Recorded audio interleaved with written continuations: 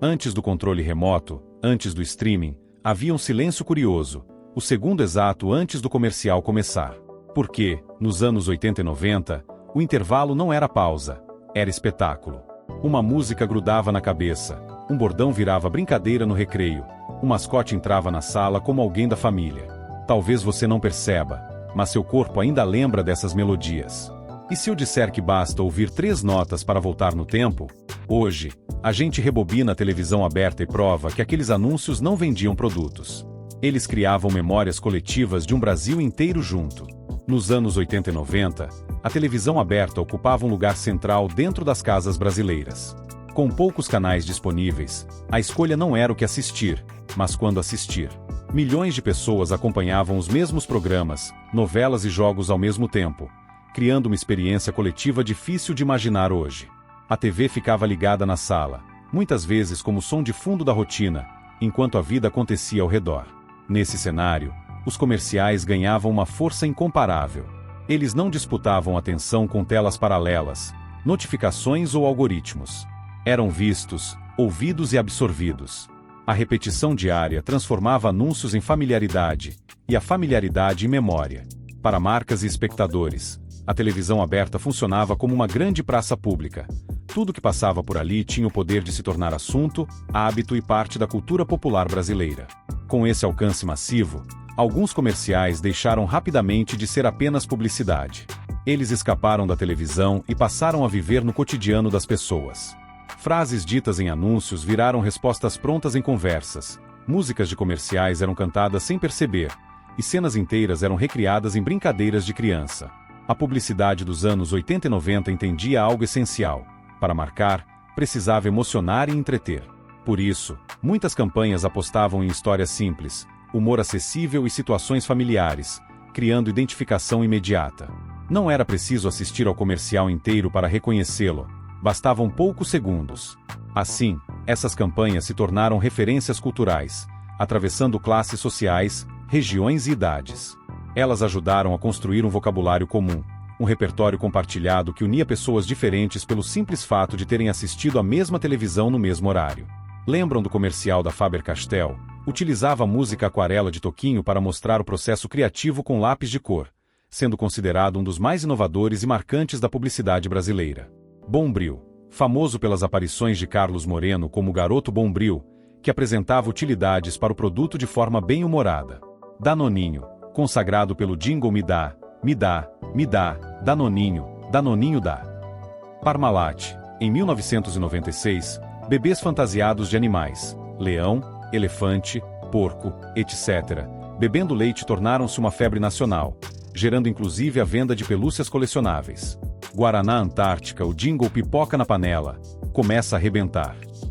Criou uma associação direta entre os dois produtos que dura até hoje. Batom, utilizava a técnica de hipnose visual e o bordão repetitivo Compre Batom. Mundial, tesourinhas protagonizado por uma criança com bordão Eu tenho, você não tem, referindo-se às tesourinhas do Mickey e da Minnie. Chocolate Surpresa, figurinhas e colecionáveis. O chocolate surpresa inovou ao unir a venda do produto a colecionáveis, principalmente figurinhas de animais selvagens que vinham nas embalagens. A campanha estimulava o hábito de colecionar e trocar figurinhas, e os álbuns lançados pela marca tornaram-se febre entre crianças e adolescentes. O Danoninho e o famoso slogan Danoninho vale por um bifinho marcaram uma geração de consumidores preocupados com a alimentação das crianças. A campanha enfatizava o valor nutricional do produto de forma lúdica, criando uma relação de confiança entre pais e filhos. Telesp, a comunicação antes do celular. Propagandas da Telesp também ganharam notoriedade nos anos 80 e 90. Em uma época em que a comunicação à distância era feita principalmente por telefone fixo, as campanhas da antiga concessionária paulista exploravam situações do cotidiano, destacando a importância do contato entre familiares e amigos. No centro dessas campanhas estavam os verdadeiros protagonistas, jingles, bordões e mascotes. A repetição constante fazia com que músicas simples se fixassem na memória de forma quase automática. Não era só propaganda, era som, rosto e frase criando vínculo emocional. Os bebês da Parmalat, o Garoto Bombril, o tio da Suquita não vendia apenas produtos, vendiam familiaridade. Para o cérebro, reconhecer era sentir segurança. Para as crianças, era diversão. Para os adultos, era a identificação. Assim, esses elementos se tornaram atalhos emocionais, capazes de despertar lembranças instantâneas mesmo décadas depois, provando que a publicidade também sabe falar com a memória afetiva. O auge emocional dessa história acontece quando alguns comerciais deixam claro que não eram apenas campanhas, mas fenômenos nacionais. Pipoca com Guaraná não anunciava uma bebida, anunciava um ritual coletivo.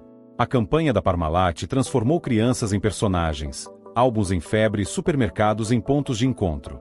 Nesse momento, o espectador percebe que a publicidade atravessou a tela e interferiu no comportamento real das pessoas. Comprar, cantar, colecionar e participar faziam parte da experiência. Esses anúncios criaram eventos sociais compartilhados, capazes de mobilizar um país inteiro ao mesmo tempo, algo raro e poderoso. Esses comerciais não viviam isolados na televisão, eles aconteciam junto com a vida. Surgiam na hora do lanche da tarde, no jantar em família, no sofá compartilhado. A TV ligada reunia pais, filhos e irmãos no mesmo espaço, e os anúncios se misturavam a risadas, comentários e pequenas rotinas. Muitas marcas passaram a representar cuidado, diversão e convivência, não apenas consumo. Ao rever esses comerciais hoje, o que volta não é só a propaganda, mas o ambiente, a casa, as pessoas, o tempo mais lentos. A publicidade virou memória porque acompanhava momentos afetivos reais. Mesmo décadas depois, esses comerciais continuam vivos. Às vezes surgem em reprises, outras vezes em memes, mas quase sempre aparecem sem aviso, ativados por uma melodia ou frase. Eles permanecem porque não pertencem apenas às marcas, pertencem à memória coletiva. Ao relembrá-los, revisitamos não só anúncios, mas versões de nós mesmos. Um Brasil reunido diante da televisão, compartilhando referências e emoções.